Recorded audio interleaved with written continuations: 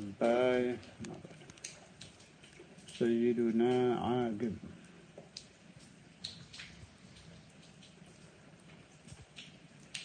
Nama Rasulullah sallallahu alaihi wasallam di alam dunia boleh juga disebut di alamul mulki Sayyiduna Muhammad. Kalau di alamul malakut, di alam langit, nama beliau disebut Sayyiduna Ahmad. Nah, kalau di neraka ini Sayyiduna Aqib.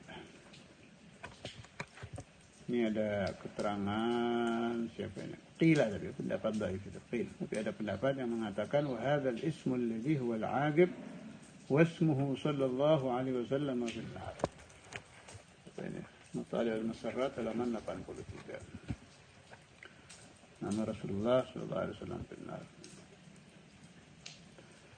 Salah satu yang menjadi dalil bahwa nama itu kalau berasal dari sesuatu yang luar biasa,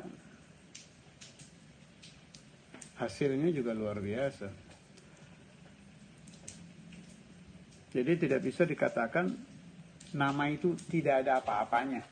Wah, ada apa-apanya. Di satu sisi ya, di satu sisi. Kalau yang dimaksud nama itu tidak ada apa-apanya, itu maksudnya begini. Kalau orang namanya baik, tapi kelakuannya tidak baik, lah apa gunanya? Itu benar. Pendapat itu benar. Tapi kalau yang dimaksud nama itu tidak ada apa-apanya dari segala sisi, ya keliru.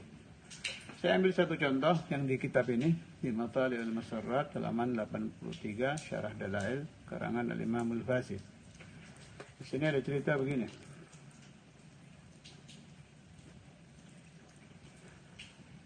أو كما قال رضي الله عنه إذا جاء بحرمة شفاعته خمدت النار وسكنت كما روي أن قوما من حملة القرآن يدخلونها. Sekelompok kaum yang hafal Al-Quran masuk neraka. Saya sedang tidak akan membahas hafal Quran kok masuk neraka. Sudah pernah saya bahas dan insya Allah akan diulang pembahasannya kalau pas waktu yang dibaca. Ini sedang membahas nama Muhammad kalau sekarang.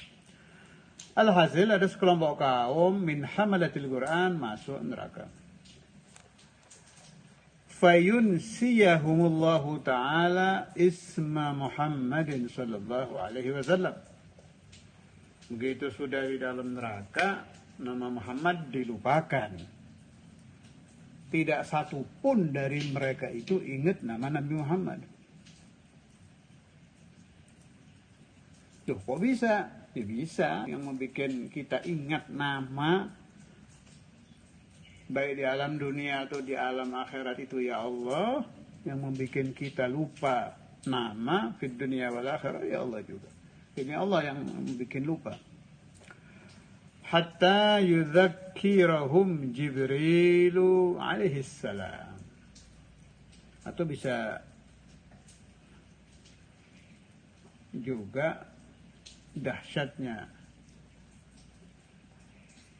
azab neraka membuat mereka lupa. Ya tetap Allah juga sih, mau dari dahsyatnya azab atau tidak, tetap Al-Munsi huwallah, yang membuat lupa adalah Allah. Akhirnya mereka diingatkan oleh malaikat Jibril. Diingat kenapa? Nama Muhammad. Fayadhkurunahu. Akhirnya hamalatul Quran ini ingat nama Muhammad. Begitu teringat nama Muhammad, apa yang terjadi? Fatahmadan nar, maka api nerakanya padam. Ini nama Muhammadur Rasulullah Sallallahu alaihi wasallam itu kalau diingat di dalam neraka, nerakanya padam. Masya Allah. Berarti kan ada apa-apanya nama itu. Ada apa-apanya. Ada apa-apanya itu. Seperti pengarang Al-Burdah. Al-Imam Al-Busiri, fa inna li dhimmatan minhu fi tasmiyati Muhammadan wa huwa awfal khalqi bidzimami. Dipegang kuat oleh Imam Busiri buat bekal beliau di alam akhirat adalah nama saya dengan nama Nabi Muhammad sama. Yang dipegang. Jadi kalau punya anak kasih nama Muhammad. Kalau dua, cari nama Nabi yang lain apa? Ahmad, Hamid, Mahmud, Agib, Hashir, dan lain-lain.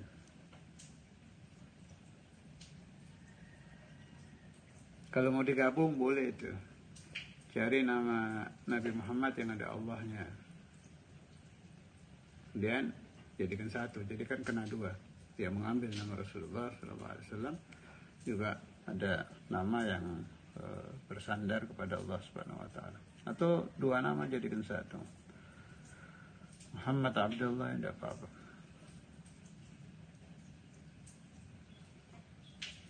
Masya Allah. Seperti nama Alwi itu, tapi itu khusus untuk keturunan Al-Alawiyin. Saya pernah nemu satu faedah, siapa-siapa dari keturunan Sayyidina Al-Baqi yang bernama Alawi, dia akan mendapat nasib daripada sir Sayyidina Alawi Al-Ghayyur. Siapapun, tidak yang milik dia akan mendapat satu bagian dari sir beliau kalau diberi nama Alwi.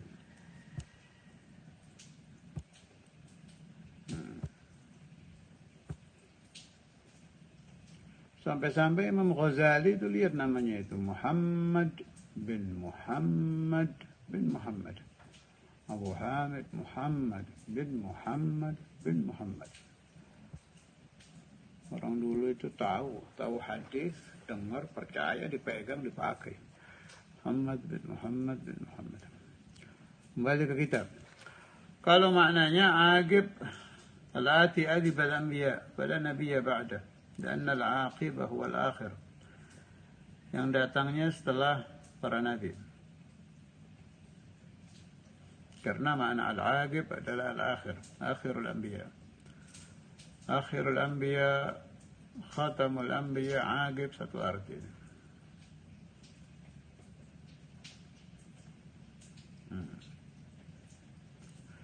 Sini ada pembahasan masih di Matad al-Masarrat 83 tentang fala nabiyya ba'dah.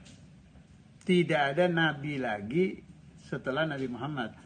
Begitu Nabi Muhammad diutus, tidak ada nubuwah lagi. Tidak ada risalah lagi. Tidak ada kenabian lagi. Ahmadiyah itu palsu. Tidak ada itu Nabi Ghulam Ahmad. Palsu itu.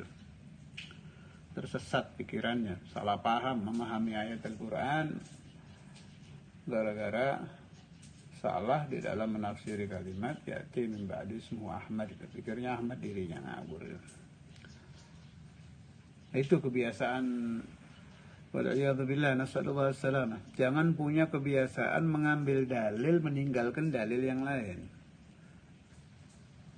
Meninggalkan satu ayat, pakai ayat yang satunya. Nggak bisa, itu berhubungan semua itu. Al-Quran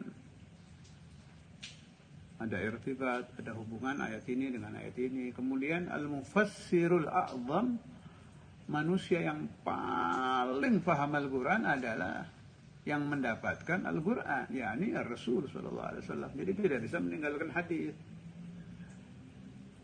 Memahami ayat tentang akhirnya para nabi itu yang menyebabkan Ahmadiyah tersesat itu. Kita tidak bisa meninggalkan hadis. Di dalam memahami hadis, yang paling paham hadis lebih dari yang lain adalah murid-murid Nabi di zamannya, yakni as-sahabat. Yang paling memahami ulumus sahabat, tabi'in. Yang paling memahami ulumut tabi'in, tabi'ut tabi'in. Ada tasalsul sampai ke zaman kita ini. Yang paling memahami ilmu-ilmu satu syekh ya muridnya. Si syekh punya syekh yang paling paham murid, terus begitu. Itu namanya silsilah, mata rantai. Tidak bisa kita tinggalkan. Salasil itu tidak bisa. Jadi ada silsilah. Saya dulu waktu ngaji di di Kiai Ahmad dulu ada keterangan au ma huwa makna dari Syekhul Nabi Said itu kalau beliau mengajar ada dua, ada matan, ada murad. Jadi seperti kita membaca satu ayat atau satu hadis atau satu pendapat ulama, kan ada lafadznya itu. Si lafadz ini punya silsilah ini. Dari guru sampai ke pembicara pertama. Pembicara pertama bisa Syekh, bisa Imam Syafi'i, bisa Rasulullah, bisa Al-Ghail Allah Azza wa Jalla. Jadi silsilah lafadz turun sampai ke bawah. Ada murad, makna yang dimaksud. Sebab kadang lafadz A maknanya ada 3. Ini mana yang kita ambil ini?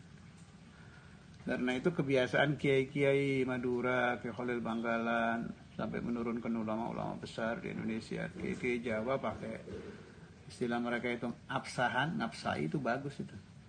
Saya pernah baca riwayat Kiai ini siapa? Kiai Kediri. Di manakibnya itu bahasa Indonesia saya baca. Beliau pernah memberi makna satu lafaz tidak bisa dipahami murid. Juga aneh sudah maknanya ini. Nggak nyambung. Kata beliau, terserah saya dapat makna dari guru saya Kiai Khalil seperti ini. Kiai Khalil Kiai Khalil Bangkalan yang wali kutub itu, Allamah wali kutub. Kalau memberi makna seperti ini. Ini saya cocok orang begini. Jangan merubah muradul makna yang dari syekh, bahaya. Mau berpendapat 1000 pendapat silahkan. Tapi kalimat yang dari guru jangan dirubah. Ngomongnya bagaimana dulu syekhnya. Kata si syekh muradnya bagaimana. Sebab ada orang alim, ada orang sok tahu. Nah, ini orang sok tahu ini banyak ini. Sok tahu itu biasanya orang yang ilmunya belum nyampe. Pelajar pemula atau tengah-tengah atau dasar diciptakan Allah jadi sok tahu itu ada. Karena itu harus dipilah. Kalau ada orang ngomong ini kata siapa ini? Ini pendapat Anda? Oke, saya dengarkan. Tapi kata guru Anda bagaimana? Kata Syekh Fulan bagaimana? Sebab kadang si Syekh ini maksudnya punya makna A, si pendengar yang sok tahu ini punya makna B. Begitu kita dengar kita paham, oh muradus syekh itu yang ini, bukan seperti kata ente. Ini sering terjadi. Apa pemahaman seperti ini betul apa tidak? Saya jawab betul. Karena ada hadis dari Rasulullah Sallallahu Alaihi Wasallam bunyinya rubba muballigh aw'a min sami'. Jadi kadang orang yang mendengar hadis langsung, mendengar ilmu langsung, ya perawi pertama, rubba muballighin au amin sami. Terkadang, jadi Muhammad SAW ngomong, didengarkan si fulan didengarkan lagi sama si fulan. Ini bisa jadi yang ketiga ini pemahamannya lebih benar. Ya bisa jadi yang kedua, bisa jadi juga yang pertama dengan yang kedua mesti benar yang ini. Nah, ada apa di sini? Di sini ada rahasia bahwa al-fahmu minallah. Pemahaman itu berasal dari Allah. Karena itu ayatnya sama, hadisnya sama, pecahnya banyak sampai 73 pecahan. Ini menunjukkan bahwa al-hadi huwallah. Karena itu pemahaman itu harus diriwayatkan seadanya, dibahas. Bertentangan tidak dengan ini, bertentangan tidak dengan ini. Sampai betul-betul kita mengerti bahwa ada yang disebut muradus syari'. Yang dimaksud Allah seperti ini. Yang dimaksud Rasulullah Sallallahu Alaihi Wasallam seperti ini. Karena itu kan tauhidnya Imam Syafi'i radhiyallahu ta'ala anhu bagus sekali. Imam Syafi'i itu tauhid beliau singkat, jami', mani', syamil. Amanna billah wa bima jaa'a 'anillah 'ala muradillah. Perhatikan itu, ada muradillah, itu yang tadi saya katakan, makna murad. Makna murad an syekh sampai murad syari'. Amanna billah wa bima jaa'a 'anillah 'ala muradillah. Wa amanna bi Rasulillah wa ma jaa'a an Rasulillah 'ala muradi Rasulillah. Jadi saya kata Imam Syafi'i beriman kepada Allah dan apa saja yang datang dari Allah sesuai muradnya Allah. Saya beriman kepada Rasulullah dan apa saja yang datang dari Rasulullah sesuai muradu Rasulullah. Nah, di sini Ahmadiyah keliru. Muradullah dan muradu Rasulullah di dalam ayat Al-Quran yang menerangkan bahwa Rasul yang terakhir ismuhu Ahmad itu ya Nabi Muhammad itu. Ini tidak sesuai muradullahi wa muradu Rasulih sallallahu alaihi wasallam. Nasallallahu alaihi wasallam. Karena itu pembahasan agib ini berhubungan dengan pembahasan Nabi Isa, terutama Nabi Isa, kemudian juga Nabi siapa lagi yang masih hidup itu? Nabi Khadir, Nabi Ilyas, Nabi Idris. Jawabnya bagaimana? Rasulullah sudah wafat, tapi para nabi masih ada ini. Wa Isa alaihi salamu wa in kana sayanzilu ila al-ardi fi akhir zaman muttasifan bi sifatin nubuwah wa qa'iman biha fa innama yadinu bi syari'ati sayyidina Muhammadin sallallahu alaihi wasallam wa yahkumu biha. Masih halaman 83 Matalil Masarrat.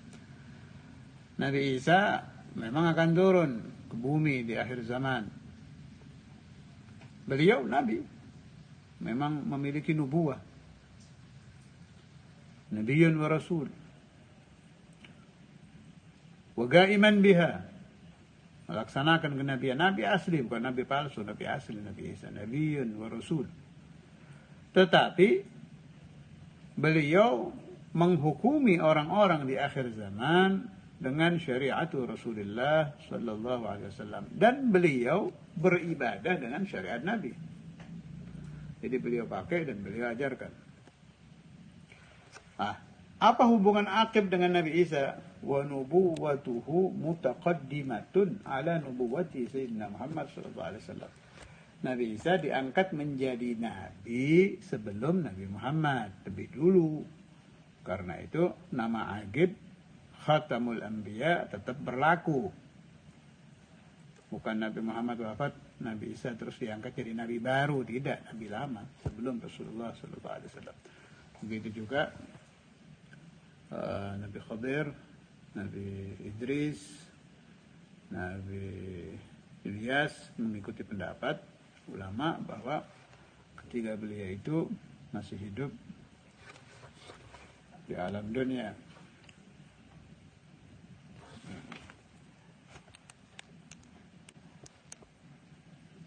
Nabi Isa itu, ini ada pembahasan, tapi waktunya sudah habis ya. Tolong saya diingatkan untuk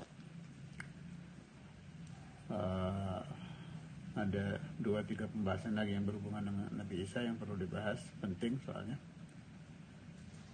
Di antaranya bahwa beliau itu setelah naik ke langit sempat turun lagi. Bi amrillah, tapi ya naik lagi. Kalau menurut Sawi sampai 2 kali. Di Tafsir Sawi halaman 283 ketika menafsirkan ayat wa rafi'uka ilayya sampai 285 insyaallah kita bahas kali yang akan datang.